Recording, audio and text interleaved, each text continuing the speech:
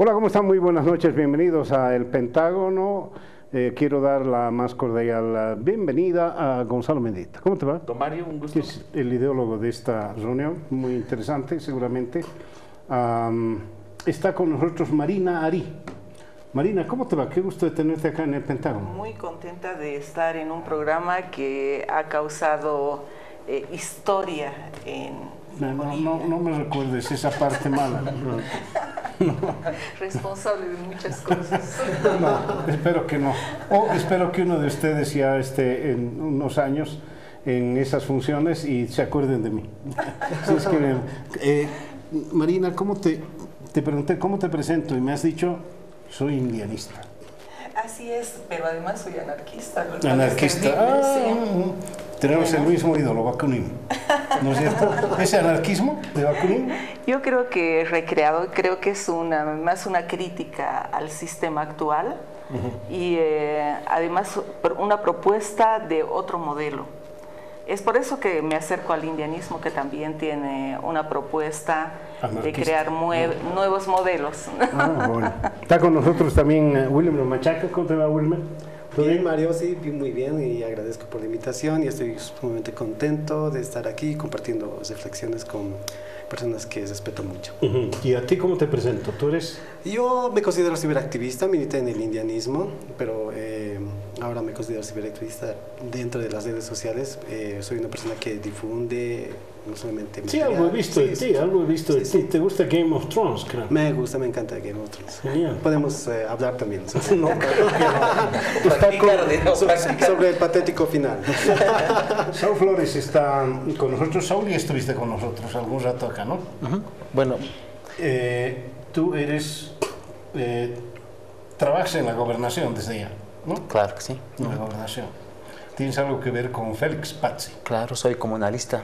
Ajá. Claramente teniendo como antecedente el indianismo y el catarismo. El tercer sistema, diría Félix Exactamente. Pazzi. Bien, vamos a hablar, ya saben de qué. Vamos a hablar de...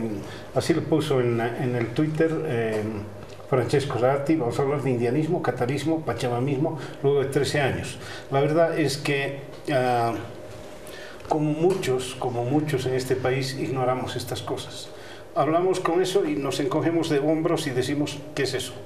¿Qué es eso? ¿Una ideología? ¿Una corriente política?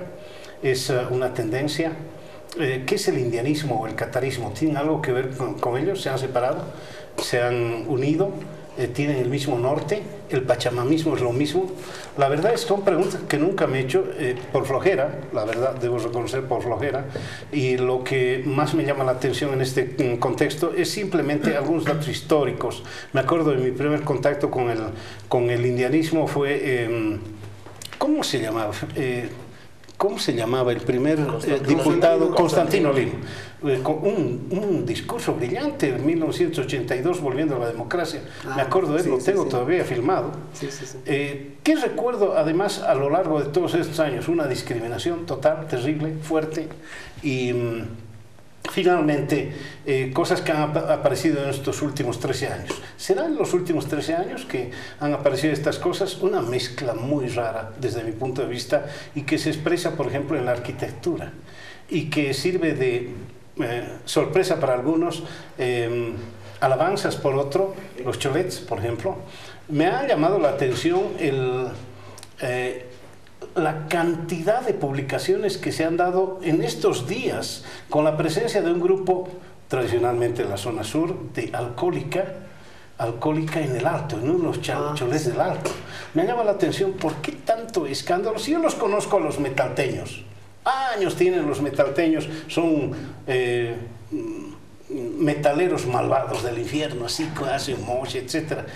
Pero es una mezcla de la que me declaro absolutamente ignorante. Lo vuelvo a reiterar, es una filosofía, es una corriente ideológica, es una corriente política. ¿Cuál es el fin? ¿Cuál es la estrategia? ¿La toma del poder?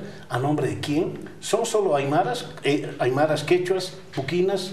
Es mucha ideología, es ideologización, además es un ideal que no existe en la realidad. Son tan buenos y tan malos como todos los demás seres humanos. A partir de este instante me callo y que hablen los que saben. ¿Quién sabe?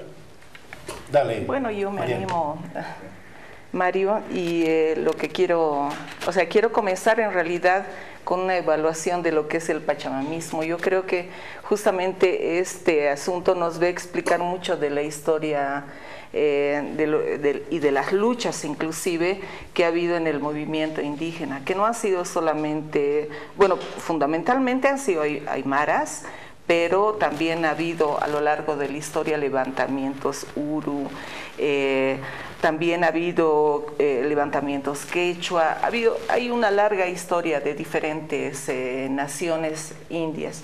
¿Por qué se da? O sea, sabemos que desde la colonia ha habido un sometimiento terrible, pero no solamente es un sometimiento económico, social, político, sino que se trata de un profundo desprecio, un acabamiento de ciertos seres humanos y de catalogarlos y caracterizarlos para determinados proyectos que además están ligados con el darwinismo social. ¿Qué quiere decir?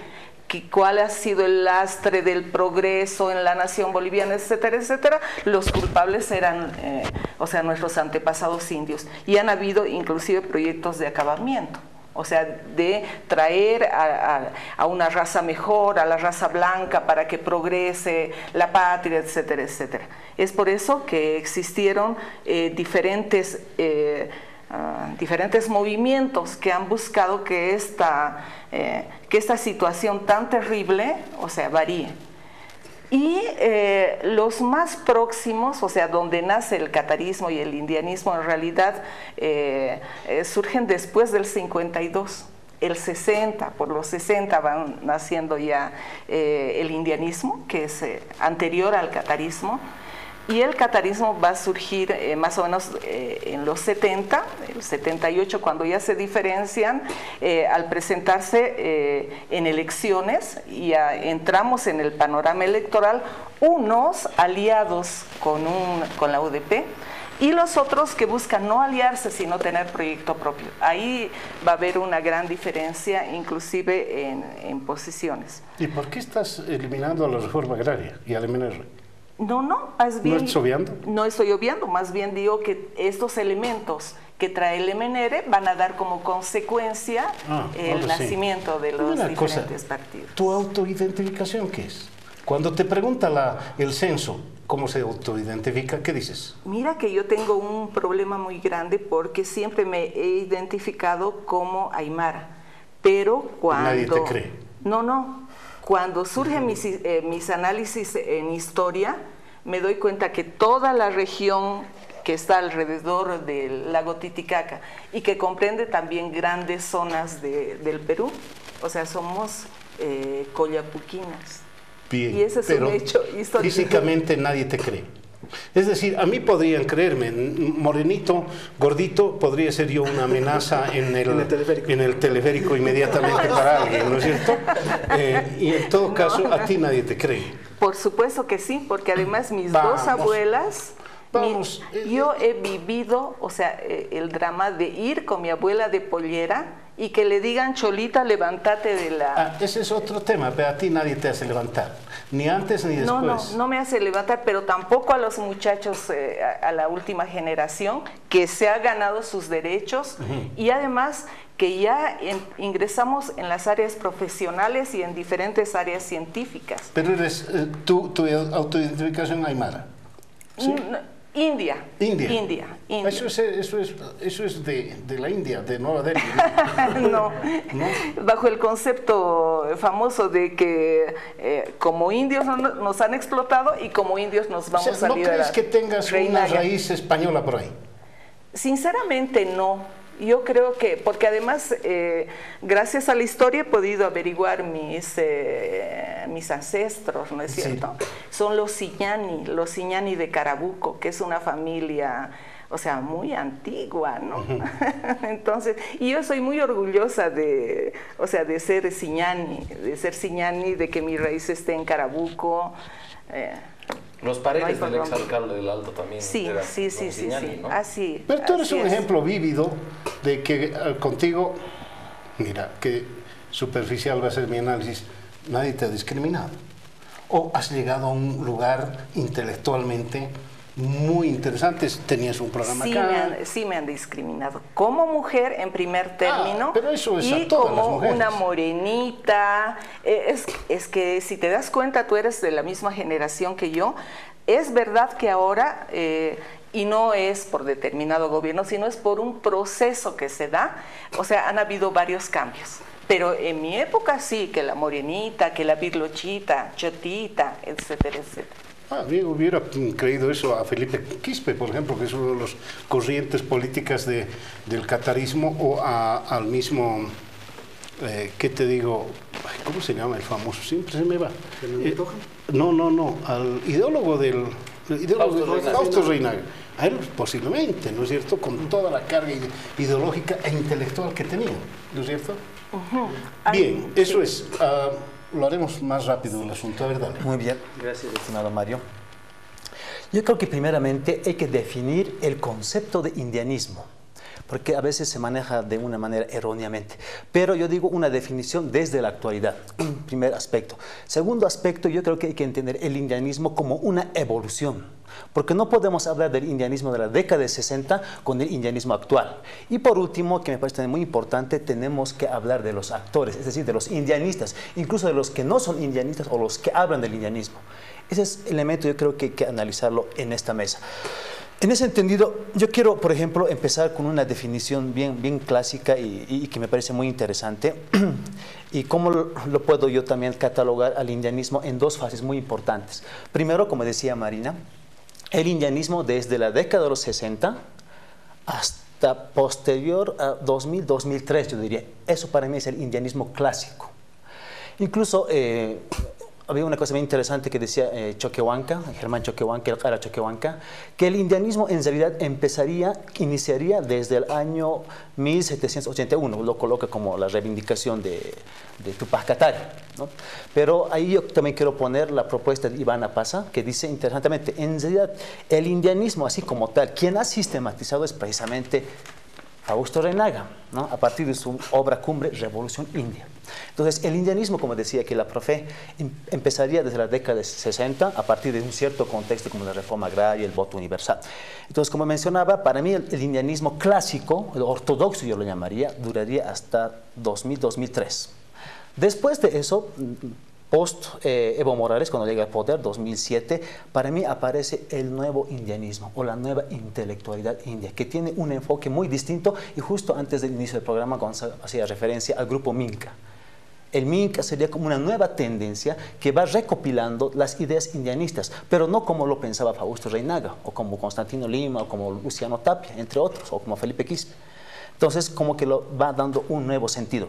En ese entendido, me parece interesante esto, y para no... Perdóname, solo un pequeño paréntesis. Dime. ¿Lo estás ninguneando a propósito a Víctor Hugo Cárdenas? ¿O no pertenece a ninguna de estas cosas? No, para mí el catarismo nace del indianismo, y además es el hijo pródigo, porque simplemente es el que busca la asimilación, es la incorporación a la sociedad boliviana. Y claramente hoy en día lo está demostrando. Sea el catarismo de Víctor Hugo Cárdenas, un tanto sindicalista, o el catarismo de Fernando Untoja, que simplemente han sido los que han aprovechado la coyuntura. Hoy en día el ejemplo es claro, un Víctor Hugo Cárdenas con un UCS, con un partido tradicional, un Fernando Untoja con un MNR. Creo que para mí es caso cerrado ya. Pero para mí yo quisiera centrarme en el indianismo y de cómo surge este concepto del indianismo. Primeramente, y yo creo que ese de indio, de ahí hay que partirlo. Evidentemente, como mencionaste, el indio quien ha puesto acá a estos aborígenes, a nosotros, es el español. Entonces hay un principio de ellos son los que manejan. Y posteriormente, cuando aparecen ya los indianistas, son los que cuestionan, ¿no?, y los rechazan. Es un primer momento. Y un segundo momento, los indianistas se apropian de ese concepto.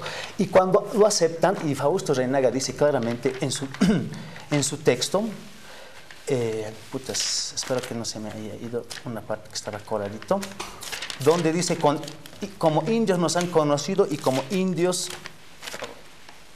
Vamos, si lo sabes de memoria. Bueno, tendría que parafrasearlo, ¿no? Pero quisiera leerlo personalmente a él. Caramba, se me fue. No, tranquilo, está bien. Entonces, hay un momento en que los indianistas aceptan ese término y dice, con el nombre de indios nos han puesto, nos han etiquetado, y eso es lo que somos, indios, lo que dice Fausto Reynaga, ¿no? Entonces, es el momento en que aceptas. Pero hay un segundo momento, y valga la redundancia, pasa al sentido político, va cambiando. Y es lo que decía aquí la profe, ¿no? De que aquí hay un textito interesante de Abraham Delgado, y que dice, es de la señora Domitila Quispe, que dice así: indio fue el nombre con que nos sometieron, indio será el nombre con el que nos liberamos. En el momento en que los indianistas aceptan y lo convierten en el sentido político, nace el indianismo. Ahora te estoy entendiendo, es decir, te endilgan una palabra que aparentemente es mala, indio, pero hay un momento que dice, ya basta el lloriqueo, no es nada. Ahora les doy la respuesta desde mi punto de vista indio. ¿Y a quién le van a dar la respuesta hoy? Por eso, primeramente, el concepto de los indios son los que asumen, son los que aceptan y le dan un nuevo sentido, los indianistas, para la liberación. ¿Liberación de qué? A ver, dime ahora, ¿de quién se van a liberar? Los españoles se han ido hace 200 años. Es que no estamos hablando en términos físicos, evidentemente. Empezaste tú a hablar de términos físicos. Evidentemente ya. Hubo la colonización en el año 1492. ¿Ya? Sí. Luego hubo las famosas independencias, Bolivia se liberó en el año 1825, bueno, se fueron los españoles, ¿no? Entonces, toda en esa época colonial hubo el sometimiento, ¿no? Por el aspectos físicos, en las minas, etcétera. Eso ya no voy a hacer mucha mención. Pero pasa un momento que se produce el colonialismo interno, podemos decir en términos de Silva Rivera, donde las ideas, lo que ha impuesto Cristóbal Colón, se queda en nuestras mentes y en nuestros corazones. Y hoy en día un claro ejemplo es cuando el propio indio es el enemigo del propio indio, cuando los factores raciales siguen siendo, cuando Fausto Reynaga habla de las dos Bolivias, donde hay una educación para los indios, una educación para los blancos mestizos, eso es lo que tenemos que destruir, y es lo que cuestiona Fausto Reynaga. Bien, a ver. Bueno, en gran medida yo comparto lo que ha manifestado Saúl y también la definición que ha hecho Marina. Es cierto, el indianismo y el catarismo son dos corrientes políticas que nacen, digamos, en la medida de que hay insuficiencias en la Revolución Nacional de 52, pero nacen, como mencionaba Saúl, a partir de que es latente un proceso de discriminación y un proceso de segregación social posterior a la Revolución del 52. Pero esto ya no se da en un ámbito rural. Esto es la diferencia, digamos, ya no es el tema de la tierra, del patrón o del hacendado, sino se da en un ámbito urbano. Es decir, el indianismo y el catarismo nace en unas circunstancias de procesos migratorios de una primera generación de migrantes que llegan a la ciudad y viven una problemática distinta a la que tenían en el ámbito rural, es decir, el acceso a la vivienda, acceso a educación, acceder a fuentes laborales. Entonces, toda esta problematización que se tiene en su momento, este proceso migratorio, hace que estos jóvenes se organicen ya con estudios universitarios. Entonces plantean organizarse y conformar un partido político, conformar partidos políticos.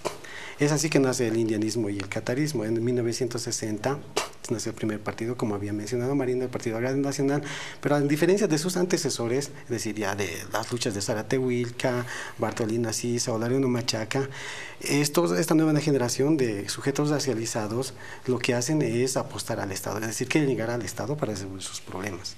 Esa es la gran diferencia. Grupos indios. Grupos indios. Es decir, ¿y cuál sería la diferencia entre formar un grupo indio fuerte, intelectualizado, contra supremacistas blancos? Bueno, yo creo que es un problema que se plantean, es que ellos ideológicamente y discursivamente tienen algo muy claro. Y es que algo que trasciende no solamente en la generación antigua, sino también en la reciente, que tienen más o menos una trayectoria y un pensamiento indianista o catarista. Es decir, que se asume que Bolivia es un país de mayoría indígena o de mayoría india y por lo tanto este país debe ser gobernado por esa mayoría. Entonces ese es el discurso fundamental que trasciende no solamente, diremos, en ese contexto, sino que también en distintos momentos históricos del país. ¿Excluyendo a los blancos? ¿Blancos, te lo pongo entre comillas? No necesariamente, lo que ellos dicen es, decir, como este país es una mayoría indígena o india, es por la que tiene que ser gobernada. Obviamente la relación que hacen es que ellos como mayoría se ven segregados de acceder al espacio público, es decir, es una minoría criolla la que gobierna y por lo tanto ellos ya con conocimientos, ya entrando, digamos, en una primera etapa de formación universitaria, se plantean este reto. ¿Y cómo se llega a gobernar a la gente con mayorías? ¿Por voto? por voto. ¿O por una revolución? Apuestan, y básicamente los movimientos indianistas cataristas conforman partidos políticos, es decir, quieren transformar el país a con partir votos de llegar al Estado. de la democracia. Exacto. De esa democracia Aportan occidental. Exacto. Sí, pero eso es con votos. Sí, eso, es con votos. Esa es la diferencia. Revolución no Pero tiene. yo diría que... A ver, dale. Primero creo que hay que tratar el indianismo y el catarismo con tradiciones políticas locales, o sea, como tradiciones políticas, y normalmente estamos más habituados a tratar la tradición política, digamos, nacionalista, liberal, pero respecto al indianismo como que hay una, yo creo, imposibilidad de verlo como una tradición política. Yo recuerdo que en una entrevista Felipe Quispel decía que su padre había sido oveja de Achacachi, había sido sabedrista, ¿no? Y digamos uno de los grandes escándalos de la política boliviana era el uso que hacía Saavedra de la gente de Achacachi para intimidar en las ciudades. Eso es lo que llaman peyorativamente las ovejas. Bueno, creo que nació por un telegrama, manden tantas ovejas, que era el código que se usaba en la policía. Pero uno ve, y digamos, si va más atrás, la caída de Melgarejo, la Zaratevilca luego, uno ve, digamos, la presencia india política mucho antes del 52. Esa es, digamos, o sea, entre las tradiciones bolivianas está el trabajo entre el mundo indio, que era sobre todo rural, y el mundo urbano, que era sobre todo criollo, mestizo. Pero yo creo que una división, y me parece que Saúl la ha sugerido, es, ok, veremos el indianismo de Reynaga, el indianismo de los 60s, o el indianismo del Mitka, como un indianismo, digamos, a la ofensiva, como un indianismo que, digamos, rebelde. Pero el moderno indianismo, y antes de comenzar se plantea, creo, un dilema más actual, que es, ¿qué pasa con el aymara o con el indio concreto urbano? Y una discusión que yo creo que todavía no se tiene de modo suficiente, que es, cuando hablamos de la clase de intelectuales que está presente acá con ustedes, ¿hablamos de la nación aymara o hablamos del mundo indio? Que no es lo mismo. Yo creo que para que haya, digamos, nación, hacen falta intelectuales. Y uno nota que entre los aymaras eso ha ocurrido más que entre otros pueblos. Entonces, a veces, bajo el discurso de la revolución india, quizás estamos ante una presencia de un nacionalismo aymara, ¿no? Pero creo que, digamos, el dilema actual del indianismo y del catarismo, de lo que algunos han llamado, y quisiera escucharlos, indianismo-catarismo, que es una forma de unir cosas que aparentemente son diversas y opuestas, es ¿qué pasa con el indio concreto urbano hoy? Que tiene hábitos probablemente occidentales también, que usa la tecnología y que tiene gustos musicales que van desde la música tradicional hasta la música tecno. Entonces, ese dilema es un dilema distinto del que se planteó Reynaga, saliendo de la Revolución Nacional y habiendo sido Reynaga hombre del MNR. Participó en las comisiones agrarias del MNR. Ahí. A ver, aterrizaremos. Y está bien, les da un poquito de historia, han reforzado, tenemos más o menos... No, yo nunca tendré la idea clara. Pero dime una cosa, aquí él ha planteado algunas etapas históricas, tú también. Y la convocatoria del programa era decir, ¿qué ha pasado en los últimos 13 años? ¿Algo interesante? Exacto. Justamente, ahí era donde yo quería aterrizar. ¿Qué es lo que ha sucedido? O sea...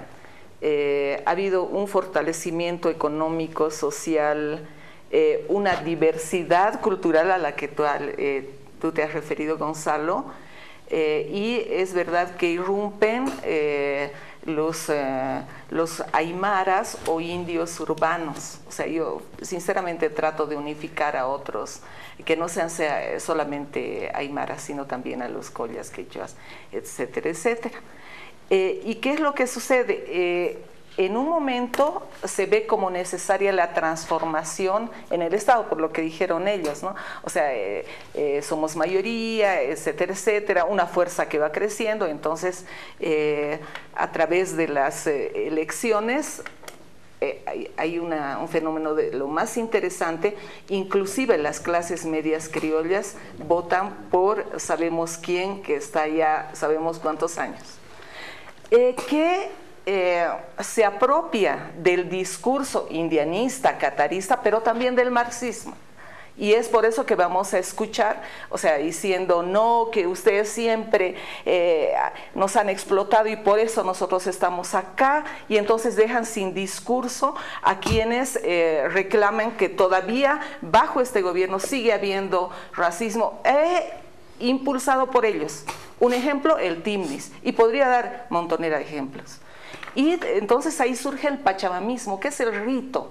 O sea, ahí vamos a venir la chaya, el amauta, que va a coronar al supuesto, no se sabe si inca, si no sabemos qué, y lo va a hacer y luego de paso lo van a capturar con cocaína. O sea, terrible. Entonces vemos una serie de imposturas, de dobles discursos, una apropiación de la lucha que ha sido muy larga, del discurso y los anhelos tanto cataristas como indianistas.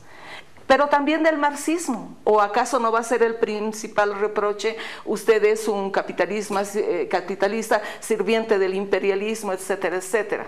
Aunque los marxistas digan, no, es que ellos no son verdaderamente marxistas, etcétera. Eso no importa, se han apropiado de ambos discursos. Ahora habría que preguntarse, y no me voy a preguntar por la cuestión marxista, que ellos arreglen su asunto. Lo que me pregunto es, realmente, si se imaginan ustedes, y el caso que más me interesa y me fascina es el de las mujeres que por fin entran al Parlamento, varias mujeres.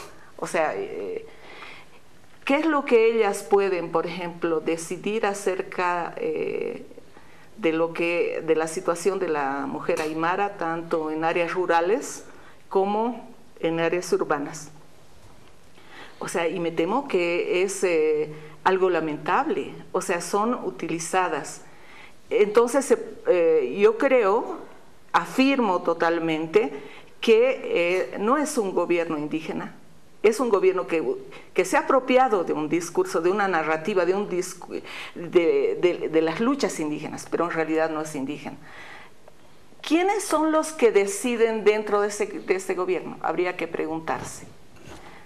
Y también habría que preguntarse qué es lo que sucede con aquellos pocos que han ingresado a puestos muy interesantes y son indígenas. ¿Han podido hacer algo? ¿Las conocían? ¿Las luchas han sido parte de estas luchas? Yo sinceramente me temo que la respuesta es muy, muy triste. No, ¿deberían? ¿Estaban obligados a conocerlas? Sí, o sea, porque hay una cuestión... Pero no hay un poco de discriminación allá, es decir, ¿por qué obligas a la intelectualización del Parlamento, por ejemplo, a la que te estás refiriendo, cuando en realidad ese no es un requisito, sino la representación? Sí, no es intelectualización, sino es asumir quién es uno, es asunción de identidad. ¿Cómo que entras a gobernar? ¿Entras por ti mismo para servirte a ti mismo o entras a una función pública que de paso yo soy anarquista, yo no creo en el Estado, pero o entras para servir a tu pueblo, conociéndote a ti, viendo cuáles han sido las rémoras, cuáles han sido las discriminaciones, cuál ha sido toda esa política terrible de darwinismo social que ha pesado sobre tus antepasados y sobre ti mismo. No ha habido tal. O sea, yo no digo una intelectualización, sino siempre asumir quién eres. Dale. Ya. Yo digo lo siguiente. Sí es un gobierno indígena, pero no un gobierno indio, cosa muy distinta. No es el gobierno de los indianistas. Indigenista, tiene toda la razón. Sí, es un gobierno indigenista, sí, de izquierda. Sí. Yo quisiera mirar, o sea, voy a ser muy insistente desde la historia para poder entender nuestra contemporaneidad. Quiero hacer referencia a lo que estaba mencionando Gonzalo y Wilmer. El indianismo en la primera etapa tuvo 3 acciones políticas. Primero, fundando su propio partido político, un partido de y para los indios, como el caso del MIP y el MITCA, ¿cierto? Porque antes, tanto en 52 como antes, el indio simplemente era el pongo político. Entonces ya era un momento en que tenía que romper y entra en el sistema de partidos políticos. Obviamente fracasan, no les va muy bien, solo Constantino Lima y Luciano Tapia. Después de eso pasa una etapa muy interesante que como ha fracasado, como los indianistas, los grupos indianistas han fracasado en este momento los partidos políticos, nace la idea de Felipe Quispe, las guerrillas, como una nueva alternativa para poder llegar al poder, ¿no? Que obviamente igualmente fracasa con toda honestidad. Exactamente, ¿no? Y al final las guerrillas, o sea, han influido mucho y sigue jugando un rol muy importante Felipe Quispe y ingresa al sindicalismo, la CSUCB, que también es un dato muy interesante. Ahí sí empieza a organizar y los levantamientos de 2000 son producto de eso, ¿no? Muy bien, con eso para mí terminaría el indianismo, ¿no? Y además de eso que hay que mencionar un montón de partidos que aquí estoy viendo, profe, un montón de partidos políticos indianistas, también cataristas obviamente, ¿no? Que han intentado incursionar. Obviamente el catarismo ha sido más práctico, ¿no? Porque tampoco no entendía esto de indianismo y fácilmente se han ido incorporando los partidos de izquierda y la derecha, como actualmente lo hacen. Siguen, o sea, esa tradición nunca van a romper. Entonces, ¿qué pasa? Que con 2007, y justo ya para tocar el proceso de cambio, hay un discurso que se manejaba, y yo recuerdo, y creo que también Wilmer no me va a dejar mentir, cuando estábamos en las clases discutiendo la cuestión de lo indígena, por fin llega un Evo Morales, un indígena al poder. Entonces hay una cierta identificación, hay una solidaridad étnica, podemos decir, y sobre todo cuando se manejaba un cierto discurso indianista, que también en algún momento lo había manejado Álvaro García Linera. Pero pasa que en el transcurso de las primeras gestiones, el proyecto político indio, que habíamos empezado en el año 1781, continuando con los cataristas, pero con los indianistas primordialmente, no estaba efectuándose. Entonces, nuevamente, frente a esa carencia, frente a esa desviación política, es que nuevamente se rearticula los indianistas. Y estos son ya encabezados por los jóvenes, ya no por la antigua generación. Obviamente, solo son un referente, digamos, en este caso como Felipe Quispe, Constantino Lima, que aún sigue asistiendo, ¿no? Entonces, a la cabeza, yo diría, y voy a ser bien honesto, a la cabeza del MINCA, Movimiento Indianista Catarista, que ha jugado un rol muy importante, Pablo Velázquez, sin duda. Él nuevamente empieza a analizar todos estos conceptos que han trabajado en el indianismo y cómo este gobierno lo ha ido desviando. Y sobre todo una cosa muy interesante, lo que tú preguntabas, Gonzalo, esta idea de fusionar indianismo-catarismo. Y con toda honestidad, hasta hoy en día, los indianistas y cataristas todavía hay una pugna, una rivalidad entre ellos que no se quieren ver. Un Oscar Coca, catarista, que no se quiere ver con un Yaguar Copana, por ejemplo. Es la historia de nuestra política. Exactamente, no de es la historia, exactamente. Perdón, pero, ustedes, sí.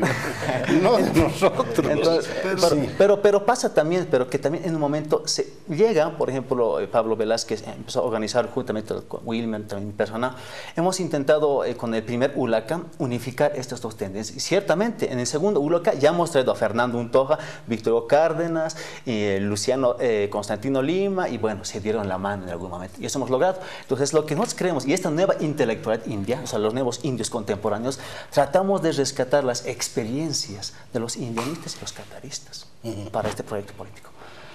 A ver. 13 años de gobierno y qué de indianismo y catarismo se tiene. Para mí es concreto, sí. Hay cosas del indianismo y del catarismo en el MAS, en esta gestión gubernamental, en esos 13 años, sobre todo en la parte simbólica, ¿no? Es algo que rescató sobre todo la simbología de la huipala, el Año Nuevo Aymara, aunque los que forjaron y promovieron estos procesos son bien críticos en cómo el MAS ha incorporado estos elementos simbólicos. Pero también hay una situación, diríamos que el discurso, por ejemplo, indianista, que surge, se renueva en el 2000 hasta 2005, como lo explicó Saúl con Felipe Quispe, cuando se hace ejecutivo de la CETSUD, se ve. Entonces, lo renueva, es decir, él trae nuevamente el discurso de las dos Bolivias, es decir, quiero hablar de presidente a presidente, es decir, se recupera inclusive la entrevista que le hace una periodista que le dice, ¿por qué luchas? Yo lucho para que mi hija no sea tu sirvienta. Eso se cala muy fuertemente en una generación, como explica Saúl, que puede ser considerada Minca, donde está Carlos Macusaya, Saúl, y etcétera. Pero también esta discursividad tiene mucho efecto en las organizaciones sindicales, vecinales, específicamente en el Alto. ¿Ya? A partir del 2000 se empieza a hacer un activismo en las calles, en donde, digamos, el indianismo es un elemento fundamental. Digamos, el discurso político callejero, así habla de política como se está haciendo acá, en la Plaza Cívica, en la Plaza de los Héroes. Y entonces esto tiene un efecto político, ya en un hecho concreto que es el conflicto de la guerra del gas en el 2003, en la cual este discurso de que nosotros somos los dueños de esta tierra porque nosotros somos la mayoría, entonces fácilmente se asocia que el gas es nuestro, por lo tanto nosotros debemos ser los que debemos de aprovecharnos de él. Es decir, ahí entra un conflicto del proyecto de Pacific LNG a Estados Unidos, cae Gonzalo Sánchez de Lozada, nace una agenda política, en octubre de 2003 genera una agenda política y el MAS, no se puede entender el MAS, presidente Evo no puede entenderse, digamos, que fuese presidente si no se toma en cuenta esta agenda política. Esta agenda política en alguna medida propició que el MAS capitalice tal vez un proceso histórico, político, del cual tal vez no era plenamente parte, ¿no? Es un hecho fundamental, ¿no? ¿Qué pasó? ¿Por qué lo hizo? Digamos, ahora, dentro de la idea del indianismo y catarismo, lo que planteaba, digamos, era el problema indígena desde un punto de vista de las mayorías. Entonces, el indianismo y catarismo dicen, somos la mayoría y por lo tanto nosotros como mayoría debemos de gobernarnos. ¿Cómo entiende el MAS el tema indígena o la problemática indígena ya siendo gobierno? Lo entiende como minorías. Hagas a la agenda de las organizaciones no gubernamentales, es decir, lo que se promueve es las autonomías indígenas, justicia indígena originaria campesina, universidades indígenas. Tal vez son propuestas que no necesariamente nacen de este proceso histórico, ¿no? Pero le funciona, a Evo Morales le funciona. Le funcionó, pero si tú puedes hacer un balance como lo hacía Marina, puedes decirse, bueno, el problema del indígena ha sido resuelto. Hoy por hoy podemos ver que, por ejemplo, el problema cuando uno trata de trabajar esta temática, pues rápidamente uno lo asocia con el MAS, es decir, tú hablas sobre esto, compartes estas cosas, debes ser masista, ¿no? Entonces hay una estigmatización. Entonces hoy por hoy, digamos, el tema indígena no es un tema relevante ni siquiera en la discusión política, electoral. Ni siquiera en los medios. Ni siquiera en los medios. Entonces, absolutamente. Pero yo te digo por qué, ¿no? Yo creo que ahí es el pachamemismo, digamos, que se apropia de la agenda política en el MAS, ¿no? Para entender cómo se apropia el pachamamismo de la agenda política, de la agenda ahí ya tengo otro concepto, porque ustedes habían hablado de indianismo, catarismo, y aquí hay un nuevo concepto, pachamamismo. Claro, el pachamamismo, ¿no? Se genera a partir, diremos, cuando el MAS se vuelve, diremos, una opción de poder a partir de las elecciones del 2002, cuando llega a tener el segundo lugar y obtiene el 20%, me acuerdo, digamos, después del MNR.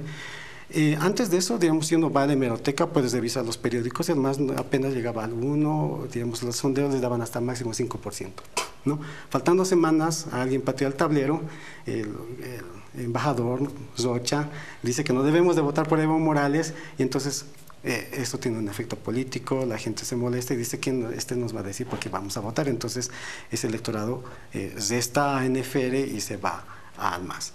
¿Qué pasa? Yo recuerdo precisamente en esos momentos, digamos, cómo las casas de campaña del MAS eran vacías. Nadie quería ser masista.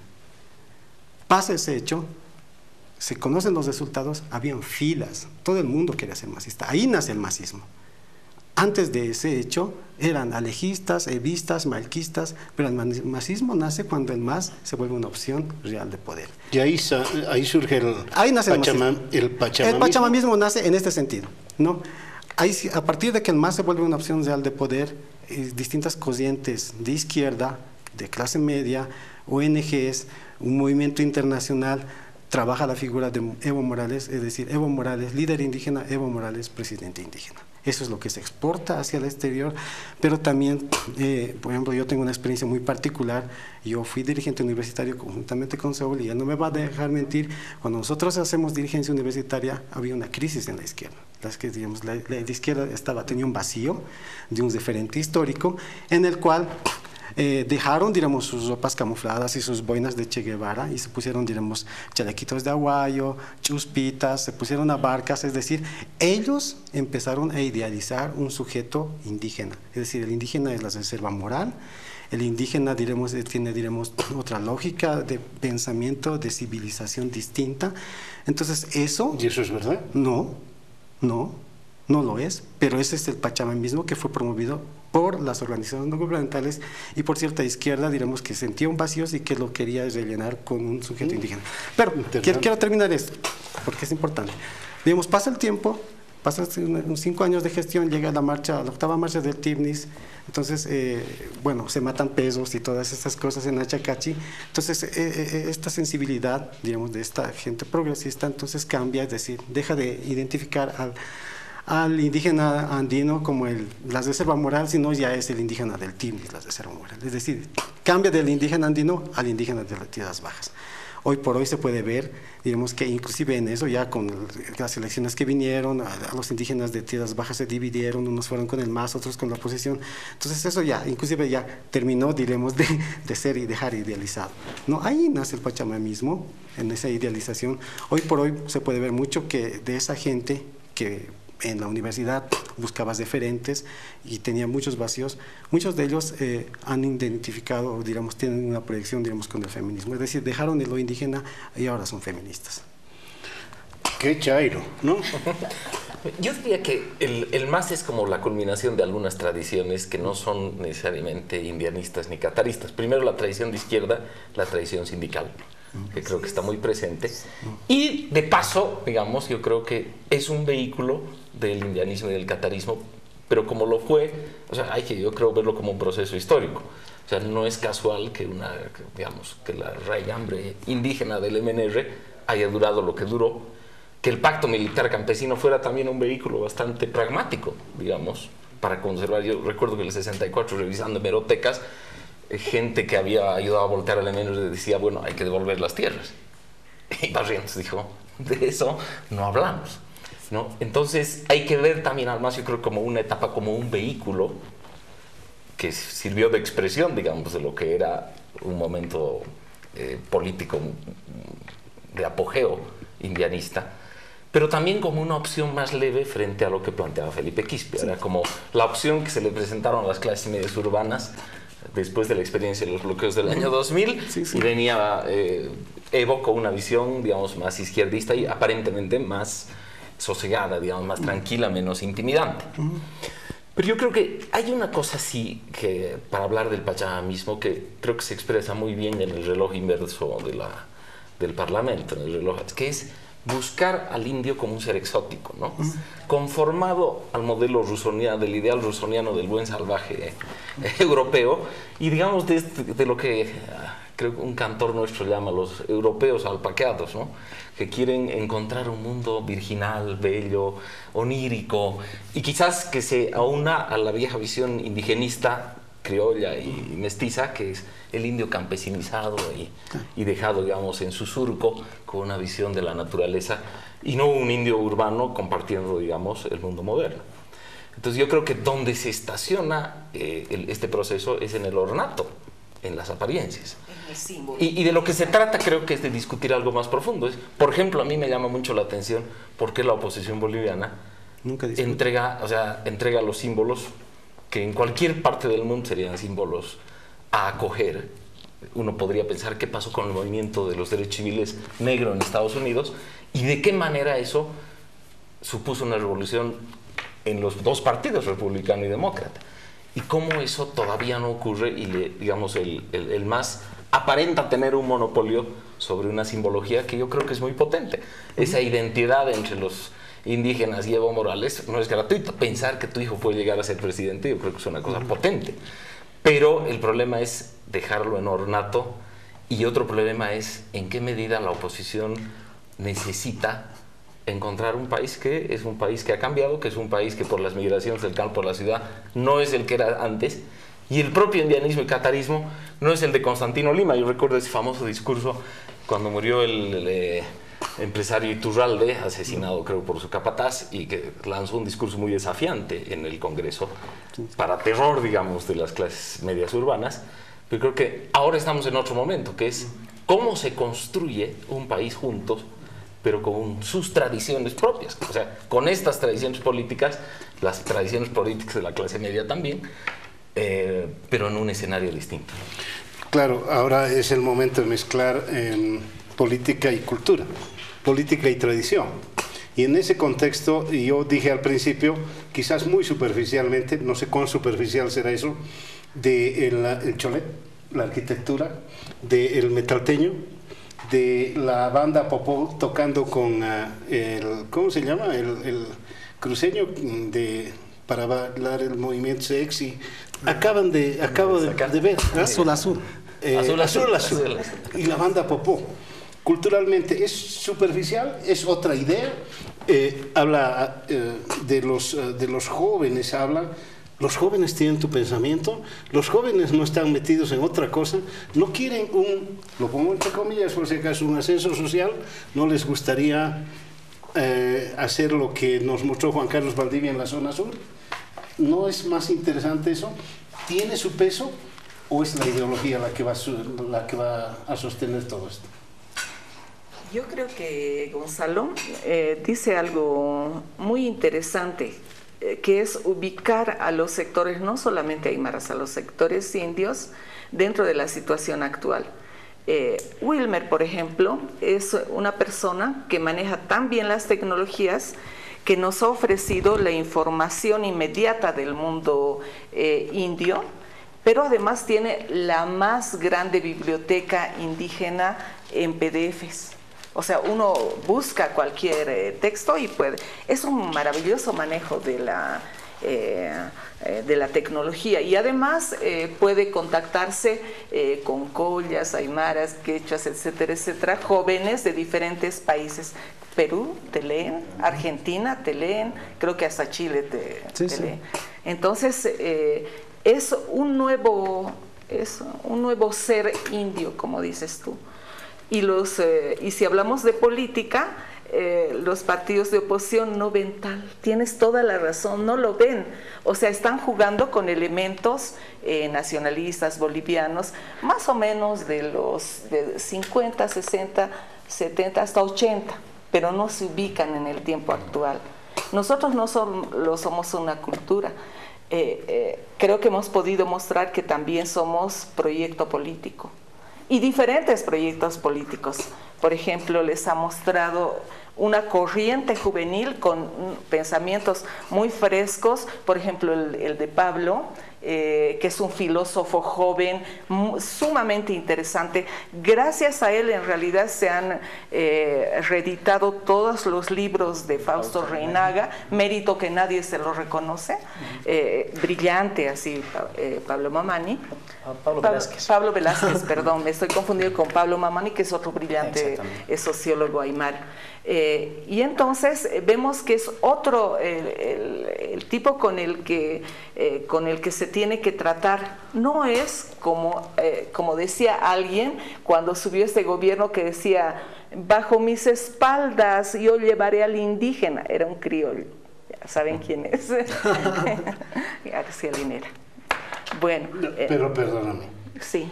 ¿Eso lo descalifica? ¿El ser criollo lo descalifica para, por lo menos en teoría, decir bajo mis espaldas voy a llevar adelante al pueblo boliviano? Pero no al pueblo boliviano, a los indígenas. Bueno, a los indígenas lo descalifica, porque esa es la teoría marxista. Dice, la liberación de los obreros será obra de ellos.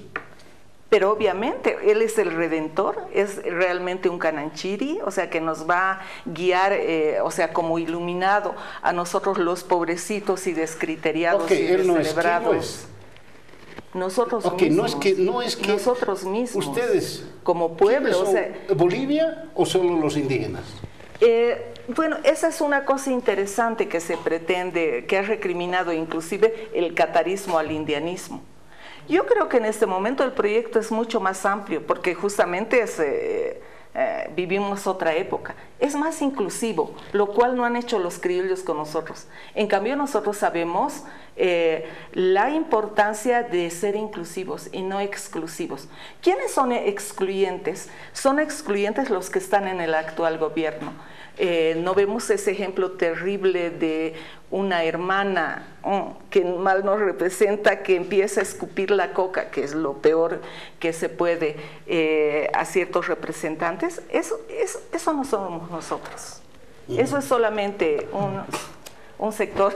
¿Quieres decir algo? Está desesperado por decir algo. Dale. No tanto. Bueno, lo que dice la profe Marina me parece muy interesante, la expresión de Linera. Simplemente eso expresa la actitud indigenista del actual gobierno. O sea, y claramente Fausto Reinaga, o sea, los indianistas hemos siempre atacado al indigenismo desde la época de los 60 y hoy en día seguimos haciéndolo. Y el propio Fausto dice al respecto, el indigenismo era una corriente reivindicativa. El indigenismo fue un movimiento del cholaje blanco mestizo, en tanto que el indianismo es un movimiento indio revolucionario. En suma, el indigenismo es asimilación, integración en la sociedad blanco mestizo. El indigenismo es aquel blanco mestizo que no es indígena, que tiene piedad del indígena y que lo ve al indígena como el no capacitado, el no suficientemente inteligente, entonces necesita una ayuda. Entonces carguémoslo en nuestras espaldas. Ese es lo que quiere, esa es la actitud indigenista.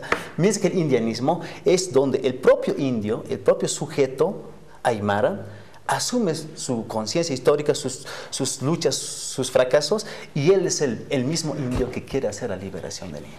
Eso es para mí la diferencia entre el indigenismo. ¿Por qué me recuerda algunos conceptos de Yuval Noah calificando a los nazis y a los fascistas italianos? Los nazis decían, nuestra nación es la mejor, y los fascistas italianos decían, nuestra nación es la única.